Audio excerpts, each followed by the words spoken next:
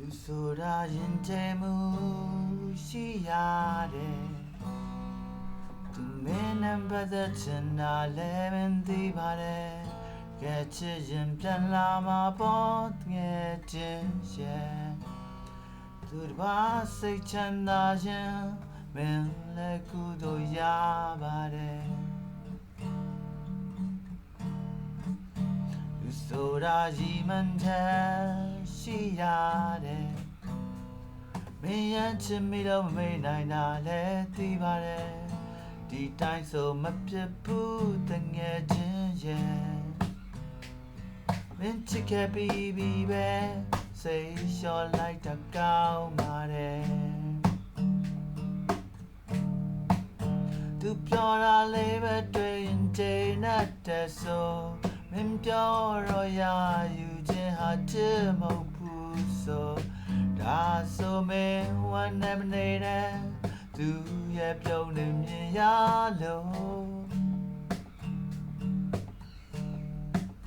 သူဆိုတာမင်းတို့ကောင်းရင်ကြီးကူဆိုဘာကြောင့်မကောင်းရင်ကြီးကိုပေါင်ခတ်လို့မင်းလို့ပြမလဲမင်းနဲ့ဝေးဆုံးသွားတဲ့သူကို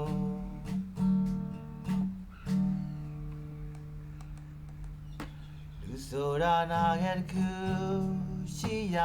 တယ်မင်းလည်းမတွေ့တော့လို့လက်တောက်နေတာလည်းသိပါတယ်ဒီတိုင်းဆိုမဖြစ်ဘူးတငယ်ချင်းရဲ့မင်းပေးစက်ခဲ့ပေမဲ့ရှုံးပေးရတာများပါတယ်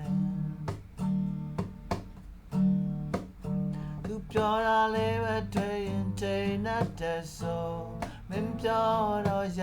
ယူခြင်းဟာချစ်မဟုတ်ဘူးဆိုဒါဆိုမင်းလက်ထမငိုနဲ့သူရဲ့ပြောရင်မြင်ရလို့ Hey yeah သူဆိုတာမင်းတက်ကောင်းရင်ကြီးကူဆိုဘာတောင်းလို့ကောင်းရင်ကြီးကိုပေါင်ကတ်လို့